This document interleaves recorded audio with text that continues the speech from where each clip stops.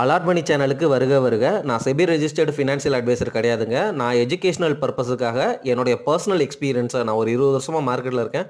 அதை தான் உங்கள்கிட்ட ஷேர் பண்ணுறேன். நீங்கள் எந்த முடிவு எடுக்கிறதா இருந்தாலும் உங்கள் நிதி ஆலோசகரை அணுகி அதுக்கப்புறம் பணத்தை போடுறதை பற்றி முடிவு பண்ணுங்கள். நன்றி. அலாட் மணி சேனலுக்கு வருக வருக. இந்த சேனலுக்கு இன்னும் நீங்கள் சப்ஸ்கிரைப் பண்ணலைன்னா தயவு செஞ்சு சப்ஸ்கிரைப் பண்ணிக்கோங்க. பெல் பட்டனையும் கிளிக் பண்ணிக்கோங்க.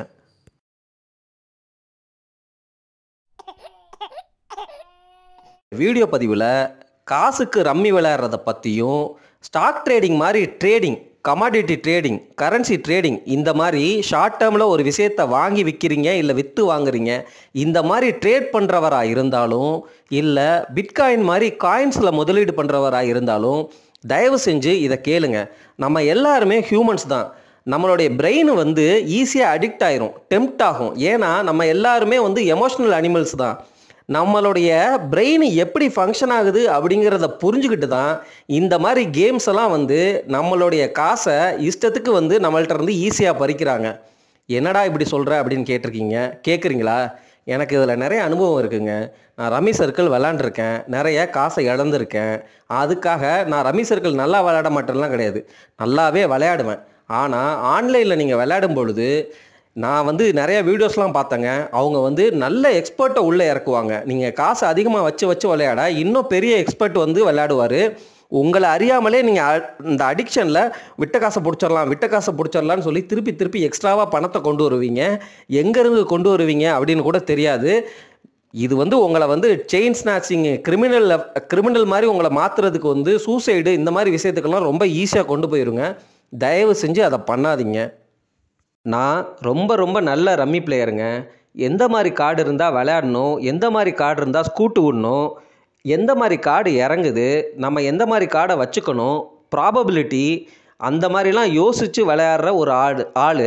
நானே கண்டினியூஸாக விளையாடும்போது நம்மளை அறியாமலேயே அந்த அடிக்ஷனால் கேமை விளையாடுவேனே தவிர கேமில் உள்ள கான்சன்ட்ரேஷன், ஃபோக்கஸ் அவ்வளோ தூரத்துக்கு ஃபைனாலாம் பண்ண முடியாது. ஒரு டயர்ட்னஸில் நீங்கள் காசை விடுவீங்க. ஒன்று அடிக்ஷனில் திருப்பி விளாண்டுட்டே இருப்பீங்க.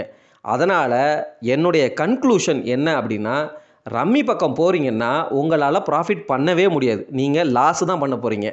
எந்த ஒரு இன்வெஸ்ட்மெண்ட்லேயுமே உங்களுக்கு ப்ராஃபிட்டுக்கான வாய்ப்பு கண்டிப்பாக இருக்குது. உங்களுடைய ரிஸ்க்கை குறைக்கிறீங்க அப்படின்னா தான் அதை முதலீடாக நம்ம கருதணும். இப்போ இந்த மாதிரி ரம்மி சர்க்கிள் விளையாடுறது கண்டிப்பாக அது முதலீடும் கிடையாது, அதிலிருந்து உங்களுக்கு பணமும் கிடைக்க போகிறது கிடையாது. நீங்கள் 2 முக்கியமான விஷயத்தை உங்கள் வாழ்க்கையிலேருந்து இழப்பீங்க. ஒன்று பணம், 2வது டைமு, 3வது உங்களுடைய அடிக்ஷன் உங்களுடைய வாழ்க்கையை இன்னும் படுத்தும்.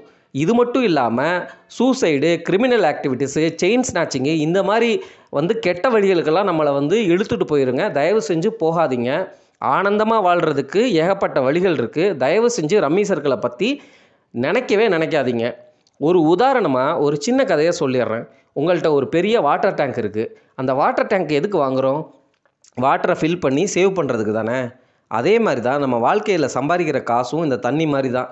அதை பத்திரமா வாட்டர் டேங்க்கில் சேர்த்து வைக்கணும். ஆனால் இந்த ரம்மி சர்க்கிள் மாதிரி நீங்கள் வாட்டர் டேங்கில் ஓட்டை போட்டிங்கன்னு வச்சுக்கோங்க, அவ்வளோதான். அந்த ஓட்டை வழியாக தண்ணி போகும்.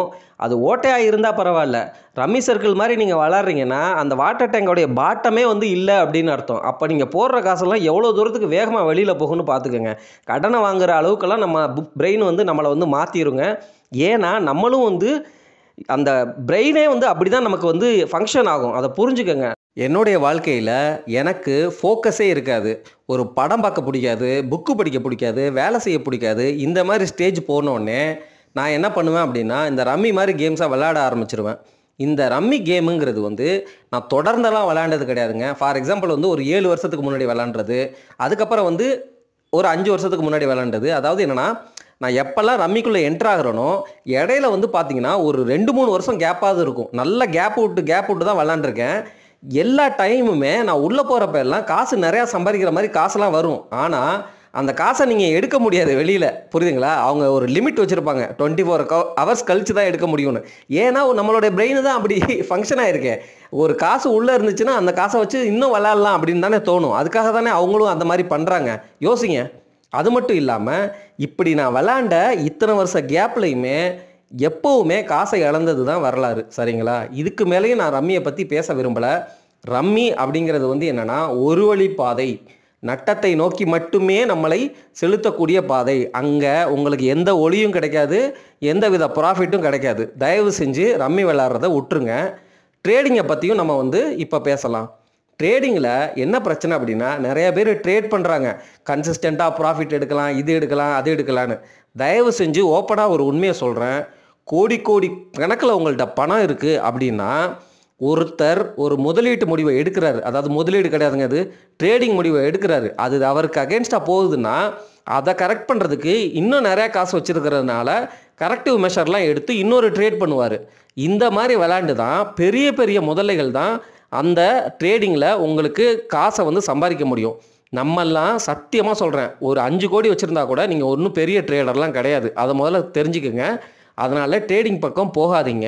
ரெண்டாவது, ட்ரேட் பண்ணுறது யார் அப்படின்னு பார்த்தீங்கன்னா, மிகப்பெரிய இன்ஸ்டிடியூஷன்ஸ், மிகப்பெரிய எக்ஸ்பர்ட்டை சம்பளத்துக்கு ஆள் கொடுத்து ஹையர் பண்ணிவிட்டு அல்காரிதம்ஸு டெக்னாலஜிலலாம் வந்து இன்வெஸ்ட் பண்ணி இந்த மாதிரி ஏஐலாம் வந்து அப்ளை பண்ணி அவங்களுக்கு தெரியும் எப்போ என்ட்ராகணும், எப்போ எக்ஸிட் ஆகணும் அப்படின்னு சொல்லிட்டு அவங்க வந்து ப்ராஃபிட் பண்ணுவாங்க. நம்ம இண்டிவிஜுவலாக ப்ராஃபிட் பண்ணவே முடியாது.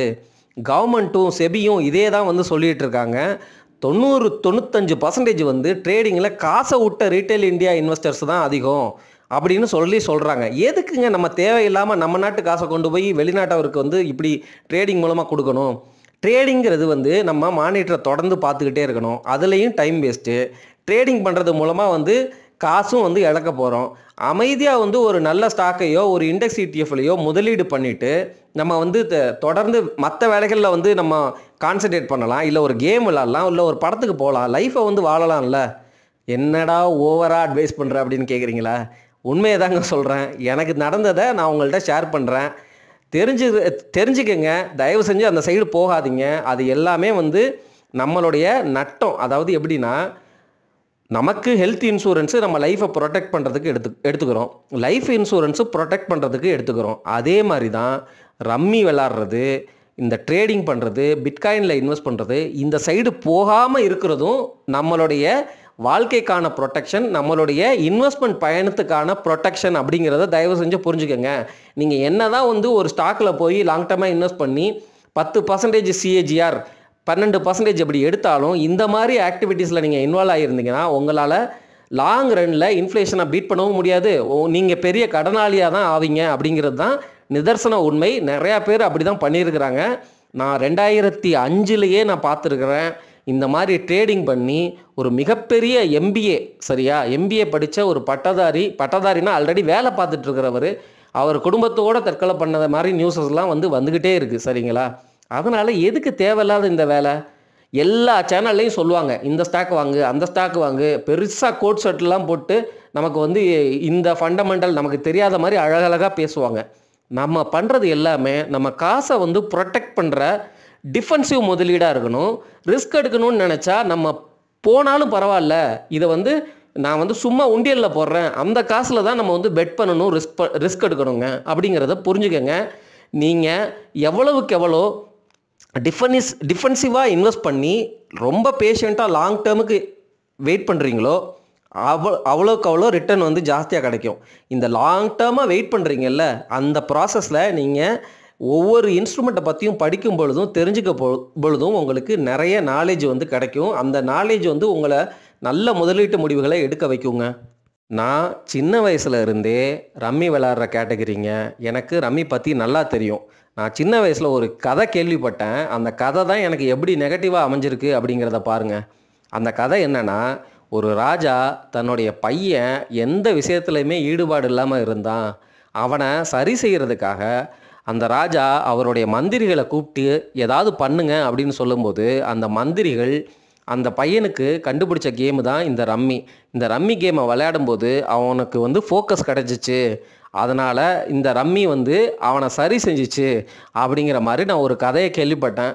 அது உண்மை இல்லையான்னு எனக்கு தெரில. நெட்டில் பார்க்கும் பொழுது இந்த ரம்மிங்கிற கேமு மெக்சிகோவிலேருந்து வந்துச்சு, சைனாவிலேருந்து வந்துச்சு, ஸ்பெயின்லேருந்து வந்துச்சு அப்படிங்கிற மாதிரிலாம் சொல்கிறாங்க. இந்த கதையை வச்சுக்கிட்டு என்னுடைய வாழ்க்கையில் எப்பப்பெல்லாம் வந்து ஒரு வேக்கம், அதாவது என்னென்னா எதுலேயுமே பிடிப்பு இருக்காது, படம் பார்க்க பிடிக்காது, புக்கு படிக்க பிடிக்காது, வெளியில் எங்கேயும் போக பிடிக்காது, அந்த மாதிரி சமயத்தில் சரி ரம்மி விளையாடலாமே அப்படின்னு விளையாட ஆரம்பித்தது தான் அதுவும் காசு இல்லாமல் விளாண்டா கிக் இல்லை, அதனால் காசு வச்சு விளாட ஆரம்பித்தேன்னு வச்சுக்கோங்களேன்.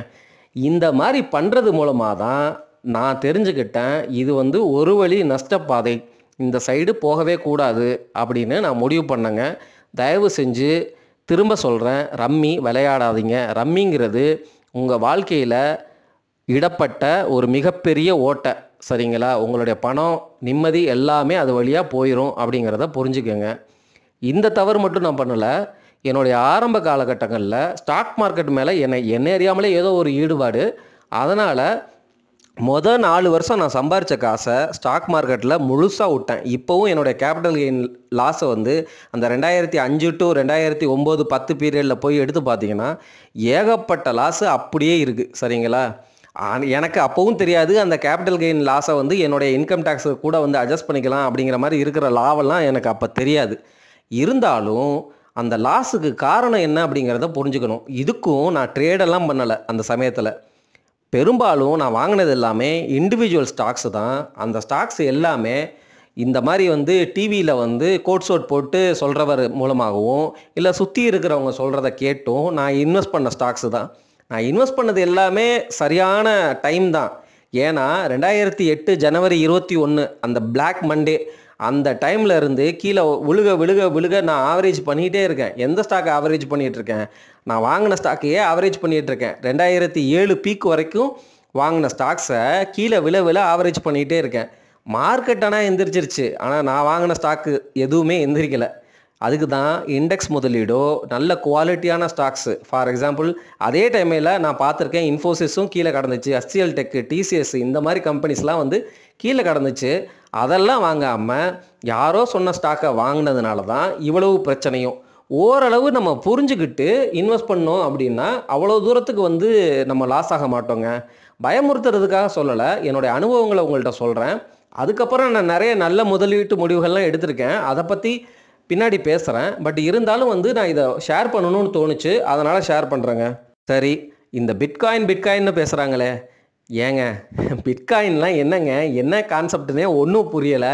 ஏதோ ஒரு சிவாஜி படம் இருக்குமாமா, அந்த சிவாஜி படம் வந்து 100 படம் தான் அப்படி இருக்குமாமா, அதுக்கு மேலே க்ரியேட் பண்ண முடியாதாமா, அதில் நீங்கள் இன்வெஸ்ட் பண்ணுறீங்களாமா, என்ன மாதிரி கான்செப்ட்டு? பிளாக் செயினுங்கிறது ரொம்ப நல்ல டெக்னாலஜிங்க, அது ரொம்ப நல்ல டெக்னாலஜி. ஆனால் நீங்கள் இன்வெஸ்ட் பண்ணுற முதலீடுங்கிறது US டாலரில் முதலீடு பண்ணுறீங்க.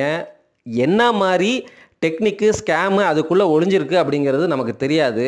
பெரிய தலைவர்கள்லாம் வந்து எலான் மஸ்க்கு, ட்ரம்ப்பு இவங்கெல்லாம் அப்படி பேசுகிறதுனால நீங்கள் வந்து அதை நம்பி தயவு செஞ்சு போகாதீங்க. ஏன்னா இதெல்லாம் வந்து இப்போ க்ரியேட் பண்ண ஒரு இன்வெஸ்ட்மெண்ட் கிளாஸ், அசட் கிளாஸு. அதாவது அசட் கிளாஸ்ன்னு கூட சொல்ல முடியாதுன்னெலாம் நிறைய பேர் சொல்கிறாங்க. அது நம்மளுடைய நார்மல் பணத்துக்கு ஒரு எதிரி அப்படிங்கிற மாதிரிலாம் சொல்கிறாங்க. எந்த கவர்மெண்ட்டுமே அதை லீகலாக அப்ரூவ் பண்ணாது அப்படிங்கிற மாதிரிலாம் பேசுகிறாங்க. 5000 வருஷமாக இருக்கிற தங்கம், அதில் முதலீடு பண்ண மாட்டேங்கிறீங்க. லேண்டையாவது வாங்கிட்டு போங்க பிட்காயின் வாங்குறதுக்கு அப்படின்னு தான் நான் சொல்லுவேன். இந்த மாதிரி தெரியாத இன்வெஸ்ட்மெண்ட்டில் நம்மளே வந்து இளமை காலத்தில் இருக்கிறோம். புதுசாக ஒரு அசட் கிளாஸ் வருது, பெரிய எக்ஸ்பர்ட் கவர்மெண்ட்டே வந்து அது என்னடா ஏதுன்னு புரியலை, அவங்களே அதை ரெகுலேஷனுக்கு வந்து இதை எப்படி ரெகுலேட் பண்ணணும்னு தெரியாமல் வந்து ஜஸ்ட்டு மானிட்டர் பண்ணிகிட்டு இருக்காங்க, அப்சர்வ் பண்ணிகிட்டு இருக்காங்க. அந்த டைமில் போய் நம்மளை மாதிரி ரீட்டைல் இன்வெஸ்டர்ஸ் எல்லாம் எதுக்குங்க வந்து முதலீடு பண்ணணும்?